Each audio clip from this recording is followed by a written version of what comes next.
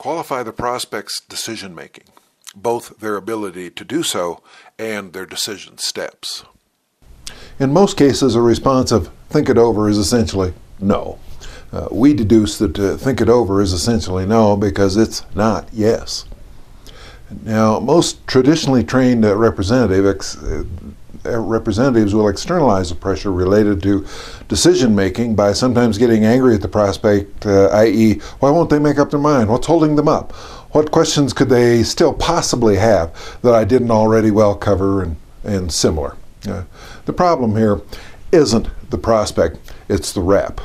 Traditionally, reps have been taught to make the presentation first and ask for the decision last.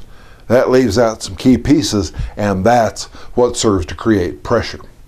It's far better to qualify the prospect's decision-making abilities prior to making the presentation. Now, if the prospect doesn't qualify, you can decide not to deliver the presentation and spare yourself both pressure and wasted time and cranial cycles. If the prospect doesn't qualify and you decide to deliver the presentation anyway, at least you know what to expect, and you still can decrease or avoid the pressure. If the prospect does qualify, you may never have to deliver the presentation because qualified prospects tend to sign themselves on. And that is certainly a pressure-relieving situation. Hearing a prospect say, I want to think it over, can be very disturbing and unsettling. The best resolution for that problem is to refuse to accept that as a response. And the best way to set the stage for a prospect's response is to set the stage and control the process early on. A prospect must be allowed to respond yes, and they must be allowed to respond no. That's human nature, and it's only fair to the prospect and the possible many influences on their situation. But let me think about it. Is an indecision of sorts that accomplishes nothing. In the basic analysis, it's a no minus the fortitude and emotions or sometimes requisite circumstances to say a definite no. Not accepting let me think about it is C.A.R.S. recommended policy. By adopting the same policy, you'll discover that the pressure from your recruitment efforts is greatly relieved. You'll also see that your prospects will respect your policy, and even better, they'll come to respect you for your resolute standards. It's important to know that people don't make decisions at the same time all the time. While the rep is often ready to go, the prospect has different motivators and different decision points. With a clear stating to your prospect of the acceptability of both yes and no responses as part of the upfront agreements we recommend you establish with your prospect, the prospect is able to see that you're politely but firmly planting your feet in a business-like fashion. They sense and can see that you're in business to build an agent team in your territory. They're enabled to know that while you're endeavoring to make sure they get a solid introduction into the aspects of the cash card business of most interest to them, based on their pain and their answers to your simple questions, you are also evaluating them. This is a competitive evaluative process in which they are an agent candidate. Your adoption and declaration of this policy to your prospects will bring more efficiency to your use of time and your personal resources. It will also improve your results and increase your productivity curve. If your prospect has shared pain with you and you've confirmed that the prospect has the money to allow their becoming a cash card to get rid of the pain for them, it's decision time. First, if the prospect is not the caliber person you seek or doesn't give you a sufficiently acceptable feeling regarding their potential success as an agent, you can then dispense with the conversation and set the time and stage for a no thanks to the prospect as you wish. Or, if the prospect does satisfy what you seek in agents you wish to add to your team, you've now got to help the prospect decide to move ahead with their preparations to become an agent, including their bonding application. This is not the time to lose momentum. You've already invested time in phone and face-to-face dialogue with the prospect, identifying their pain, plus a bit more time in financially qualifying them. It's now time to spend a few more critical minutes developing the decision component of your contract. Once you've arrived at the decision step, it's important to review the pain and money steps before you proceed. Because the life experiences of your prospects with traditionally trained reps throughout their lives has trained or conditioned them not to be entirely straightforward and candid with reps, you'll want to take the time now to validate what you believe to be true in your interaction with the prospect. You might say something like, well, let me qualify where we are now. What you're hoping that CARS can do for you is to get rid of status pain or pains. Is that a fair statement? If the prospect agrees that the statement is fair, you've strengthened the agreement between the two of you. If the prospect says the statement isn't fair, rework it until it is clear. You may need to dig deeper for pain. Clarity at this point is essential. Don't move on until you've achieved a clear understanding with the prospect. This is not a time for vagueness or ambiguity. The Big Four decision-making qualifiers. Once mutual understanding and clarity have been achieved with the prospect, it's time to move on to the Big Four qualifiers to determine their means of decision-making. Those, of course, are the famous what, when, how, and who questions. And not to impede moving forward, but now is the time you wish to get answers and mutual settlements on these matters and not have to address them later at much less favorable times. First, the what qualifier. What decision-making process do you normally go through when seeking to arrive at career decisions? Or, what other influences will come to bear on your decision-making at this time regarding the cash card agent opportunity, Chip? second, the when qualifier. When do you see yourself moving forward with this decision, Chip? Or, so, Chip, I'm supposing your timing on the cash card agent career decision to be fairly immediate? it's entirely possible that the prospect's time frame doesn't match your own. He might be a day, week, or month away from the decision you'd like him to make today, as you're well aware that you have other worthy prospects, and if he doesn't decide soon, his opportunity to become an agent right now may vanish. Third, the how qualifier. Assuming that you want to move forward, Chip, will paying for your bonding and upfront agency costs with certified funds pose a problem? And fourth, the who qualifier. Besides yourself, Chip, who will be involved in your decision to go ahead and become a cash card agent? The prospect may then reply, I have no one else with whom I need to check with on this decision. I can do it by myself. All right. So there's no input required from your spouse or anyone else? That gentle reverse can help many prospects to suddenly remember that indeed there are other people involved in the decision-making process. Well, that, of course, would naturally include my wife Sally's thumbs up, but she's been really enthused by what she's seen of Cash Card to date. The rep would continue with closing at this time, or the prospect might say, That's a good point. My wife Sally's not had time to give this a good solid look, and she's requested that I not move ahead until she does.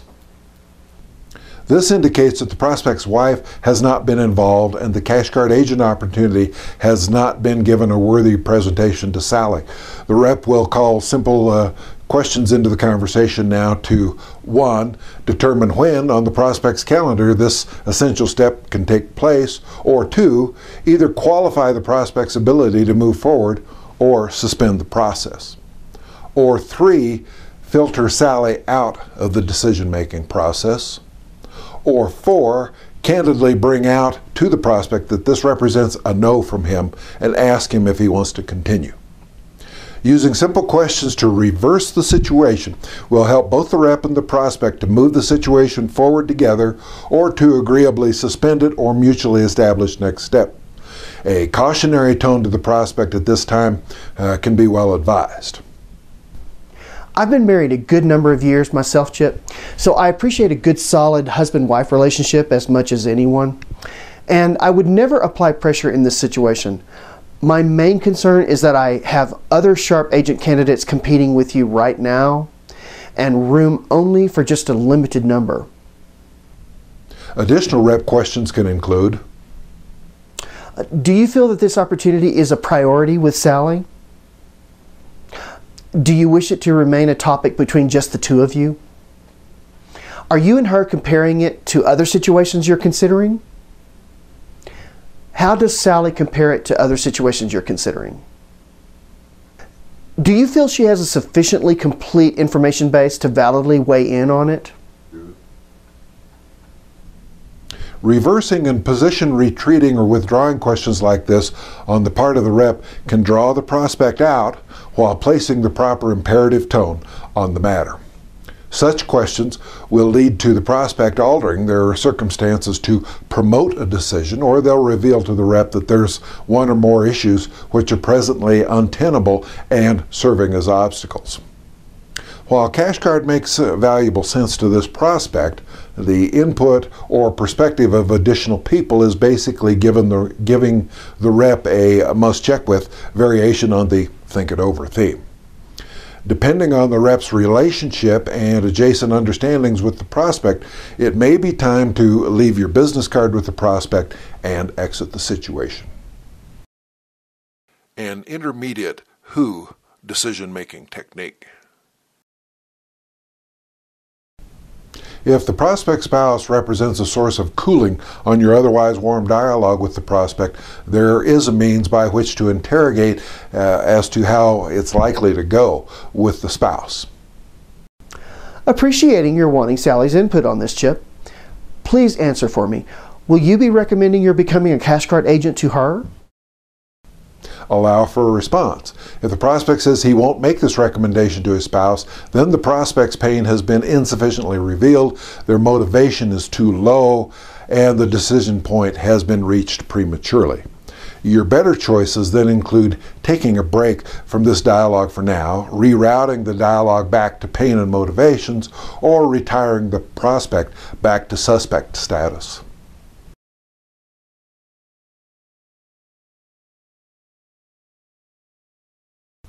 If the decision is to have the prospect make a presentation to his spouse, then endeavor to help him organize that presentation. To see if the spouse's pain can be determined, pose some simple pain reveal questions for the spouse on the prospect. By reviewing known pain points of both the prospect and the spouse, the rehearsal of the prospect's presentation to his spouse can be specifically pain targeted. This will help you actually teach your prospect how to positively present the cash card opportunity to his spouse. Of course, it goes without saying that using this method, you have a lot riding on your prospect's ability to understand everything necessary to adequately convey cash card details to his spouse. And because you're not a marriage counselor, the prospect's relationship with his spouse may have one or more fundamental flaws of which you're not aware, which can derail your seeking to recruit the prospect. But those are simply components which can be part of any recruiting situation. Your better tact may be to determine if the spouse is actually the primary decision maker for cash card agent level matters in their household. Maybe the spouse controls the purse strings. Perhaps Sally, in this case, doesn't like consumer finance as an industry or poorly perceives cash card agent occupations and societal roles. While your simple, lightly probing conversational reversal questions can establish this and other matters at least relatively, what you're here finding out is that either in person or by prospect proxy, the cash card agent opportunity must be presented to what is effectively a husband-wife team. The decision to do that and how to do that is yours. Set your course and chart your next steps based on your perception of your relationship with the prospect and the prospect's relationship with his spouse in matters of this nature. Continuing with the rehearsal technique, here are a number of applicable questions you might use. So, Chip, what sort of questions do you think Sally will want answers to? What issues do you feel will be most on her mind? Which topics will be of most importance to your wife? Has Sally given you much of an idea what she most likes about cash card? As a rehearsal footnote, on one hand, you've handed a baton of power and trust off to the prospect as he heads into a one-on-one spousal discussion of Cash Card. On the other, his background in Cash Card is likely not nearly strong enough to do the spousal convincing that may need to be done. But you can never tell, and you're unlikely to ever have the time and opportunity to find out for certain. If a couple only review is their comfort level, then do your best to prepare your emissary, in this case, the prospect. For all you know, Sally may just want her husband to hold her hand, look into her eyes, and say, "I really want to do this, honey," which would evidence that he's both intellectually and emotionally sold, and she may be willing to trust his intellect and just need evidence of his emotional buy-in. Or the prospect's feedback to you may make setting an appointment with them both to be the next best step. Conversely, she may entirely trash the whole consideration, at which point the prospect will commence giving you indefinite replies. The prospect's indefinite replies can be acknowledged. Thanks for your feedback, Chip, but I currently have dialogue underway with other candidates I must pursue soonest. If this is not a decision you can make without Sally's approval, you know how to reach me if your situation changes or she reverses her decision. I think you'd really do well as a Cash Card agent, but I'll let you decide. If you well established your willingness to accept a yes or no as part of your verbal upfront agreement prior to reaching Big Four questions and decision points, then you need only review information up to that decision point. Re-emphasize to the prospect your total willingness to go with either a yes or a no. Rep-accepted prospect indecision is always a no-go, always. Well, I want Cash Card to fix my situation, and I can assemble the upfront funds, but I just don't want to make a hasty decision. This, however, is a prospect who may have told you, "I can make the decision myself." Perhaps you forgot to ask the prospect, "I know you can make the decision solo. Is there anything that might prevent that? If you can make the decision, will you?" Now, these are admittedly pivotal and possibly sensitive times in your dialogue with the prospect. It's best to be careful, considerate, professional, and patient. Be sure to listen with your ears, your eyes, heart, and intuition.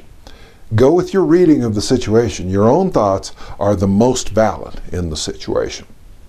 As a caveat at this point in the dialogue, if you fail to require a decision, you'll wind up with a majority of prospects telling you not today and that they need to think it over. All that adds up to is lots of pressure, you working your territory by yourself, and fewer lead agent trips to the bank. Both you and the prospect deserve the consideration of a yes or no decision before you proceed.